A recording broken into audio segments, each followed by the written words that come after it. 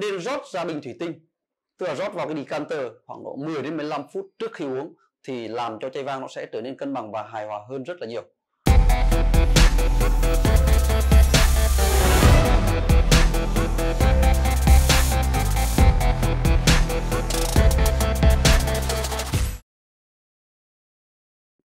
Hi, xin chào tất cả các bạn. Chào mừng các bạn đã quay trở lại với kênh Alcohol Lover, kênh chia sẻ kiến thức dành riêng cho những người yêu thích đồ uống có cồn. Tôi Alex Thịnh. Và hôm nay tôi sẽ gửi đến các bạn chủ đề cẩm nang chọn vang. Một chủ đề rất là hay. Và tôi sẽ cung cấp cho các bạn những cái thông tin cơ bản để làm sao các bạn chọn cho mình những dòng vang phù hợp và ưng ý với nhu cầu sử dụng của mình. Như mọi người biết, trên thị trường có hàng nghìn loại vang khác nhau. Vậy làm thế nào để chọn cho mình những chai vang phù hợp? Đương nhiên, chúng ta bắt đầu bằng những dòng vang trắng. Thì khi các bạn chọn những dòng vang trắng có giá tiền khoảng 300.000, trên dưới 300.000, thì thời hạn để sử dụng nó, để uống, để thưởng thức tốt nhất là từ 1 đến 2 năm. Những chai vang có giá từ 300 đến 600.000 thì thời hạn sử dụng là từ 1 đến 3 năm. Những chai vang trắng từ 600 đến 1 triệu thì thời hạn sử dụng là 1 đến 4 năm. Những chai vang có giá tiền từ 2 triệu trở lên thì thời hạn sử dụng có thể từ 2 đến 10 năm. Còn đối với những dòng vang đỏ thì sao ạ? Những chai vang có giá tầm trên dưới 300.000 cũng nên sử dụng trong vòng 1 đến 2 năm. Những chai từ 3 đến 600 cũng vậy, từ 1 đến 4 năm. Những chai từ 600 đến 1 triệu là từ 1 đến 5 năm. Và những chai 2 triệu đến 5 triệu thì có thể từ 2 đến 15 năm. Và những chai trên 5 triệu trở lên, nó tùy thuộc vào từng loại, có thể từ 5 đến 20 năm, thậm chí là 3-40 năm. Đó là về thời hạn sử dụng đối với những dòng vang theo giá tiền khác nhau. Và mỗi loại vang thì ngoài giá tiền thì chúng ta phải biết chọn những cơ sở nào, biết bảo quản rượu vang một cách đúng đắn, là điều kiện bảo quản rượu vang phải chủ yếu là nhiệt độ phải đủ lạnh. Tiếp theo, khi chúng ta thưởng thức những dòng vang trắng, chúng ta phải biết là những dòng vang trắng có vị chua cao thì thường rơi vào những giống nho, chẳng hạn như là Sauvignon Blanc, Riesling hay là Chenin Blanc. Những dòng vang trắng có vị chua vừa phải thì chúng ta sẽ chọn những dòng là Viognier hay là Chardonnay hay là Pinot Grigio. Những dòng vang trắng ít chua hơn thì chúng ta có thể chọn là Muscat hoặc là Gewürztraminer. Tiếp theo, qua vang đỏ thì đương nhiên là sẽ có vị chát, đúng không ạ? Những dòng vang chát nhiều chúng ta nên chọn dòng nho Cabernet Sauvignon, Shiraz hay là Malbec. Những dòng vang chát vừa chẳng hạn như là Merlot, Barbera, Sangiovese, thậm chí là Primitivo.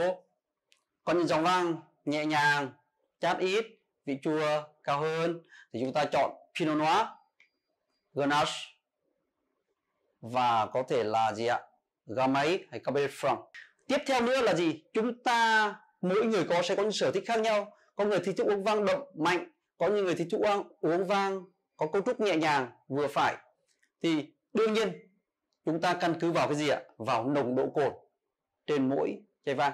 Thì những chai vang có nồng độ cồn tầm 11,5 độ trở xuống thì thường những đấy là những chai vang nhẹ nhàng. Những chai vang có độ cồn từ 11,5 đến khoảng 13,5 là có độ đậm vừa phải.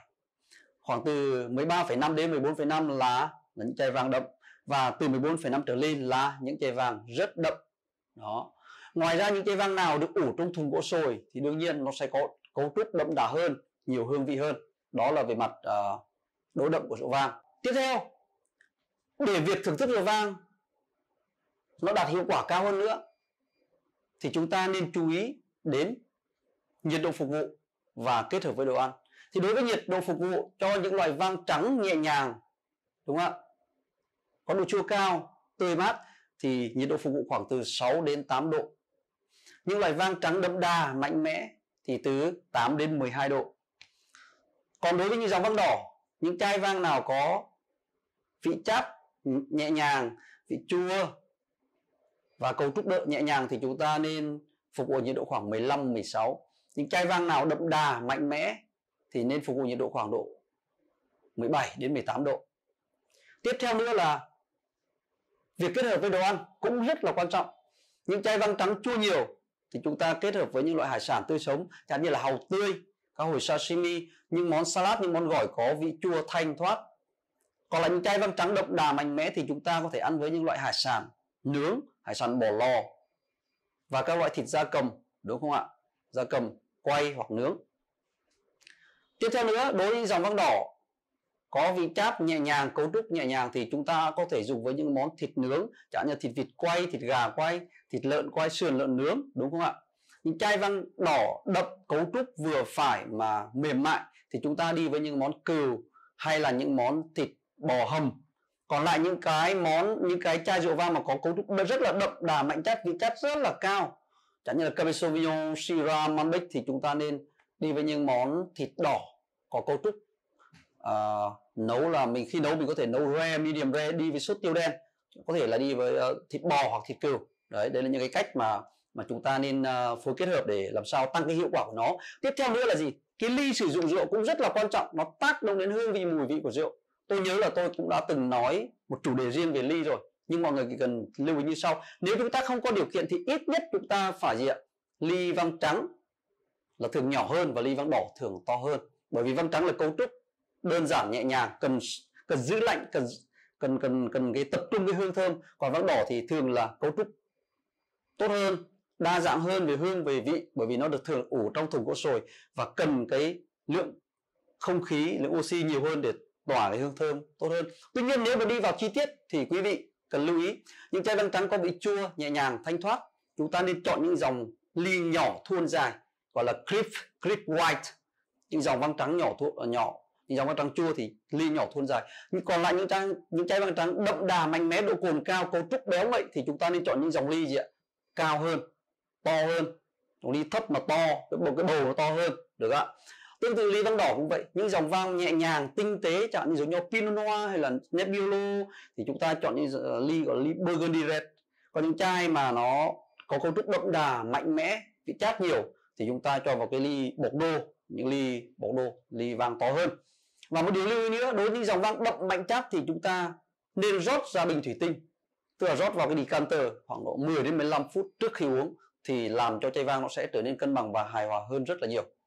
Đó là những cái kiến thức cực kỳ cơ bản. Còn tiếp theo đây, nếu trong một bữa tiệc, quý vị lưu ý, nếu chúng ta có rất nhiều loại vang khác nhau thì đôi lúc chúng ta không biết là nên uống cái nào trước cái nào sau, đúng không ạ? Thì chúng ta có những cái thông tin sau đây để chúng ta có thể phục vụ hoặc chúng ta có thể thưởng thức một cách chuẩn chỉ. Đầu tiên là chúng ta có thể thưởng thức những dòng champagne hoặc sparkling wine. Sau đó chúng ta chuyển sang những chai vang trắng nhẹ nhàng, tiếp tục chuyển qua những chai vang trắng đậm đà. Và tiếp theo nữa, nếu có vang hồng chúng ta có thể dùng vang hồng. Và sau đó chúng ta chuyển sang vang đỏ nhẹ nhàng, vang đỏ đậm vừa, và cuối cùng là gì? Vang đỏ đậm mạnh chát cao. Và nếu quý vị còn những loại rượu mạnh thì chúng ta có thể uống sau đó, chẳng hạn như là whisky hay là cognac, armagnac, brandy là rượu rum ấy, thì chúng ta uống sau đó. Và cuối cùng là gì ạ? Và trước đó chúng ta có thể uống những dòng vang ngọt. Tuy nhiên trong vang ngọt cũng vậy, có những loại có độ ngọt khác nhau. Thì như mọi người biết, nếu quý vị thích uống những dòng vang ngọt có cái độ ngọt nó nhẹ nhàng vừa phải thì chúng ta chọn những dòng Moscato d'Asti. Những loại vang có độ ngọt nó cao hơn một chút thì gọi là những dòng mà late harvest, tức là những loại nho có thu hoạch muộn. Tôi đã nói trong cái bài về vang ngọt. Còn những dòng ngọt hơn nữa thì những loại vang được làm ra từ loại nho mà bị nấm tấn công, gọi là Noble Rose. Chẳng hạn như ở Pháp có Sauterre, ở Hungary có Tokai, hay ở Đức có Trockenbeerenolese. Đấy. Thì trên đây là những cái kiến thức rất là cơ bản mà tôi đã cung cấp đến cho các bạn để làm sao các bạn chọn cho mình những chai vang theo nhu cầu, theo cái sở trường của mình và phù hợp với hoàn cảnh, điều kiện của mình, và làm sao để chúng ta có thể thưởng thức nó một cách trọn vẹn nhất. Nếu các bạn có những câu hỏi hay thắc mắc gì, xin vui lòng comment xuống phía dưới. Đội ngũ của chúng tôi sẽ trả lời các bạn trong thời gian sớm nhất có thể. Và nếu các bạn cảm thấy video clip của chúng tôi có giá trị và hữu ích với các bạn thì xin hãy share và subscribe để video của chúng tôi được hoàn thiện tốt hơn trong tương lai. Xin chào và hẹn gặp lại.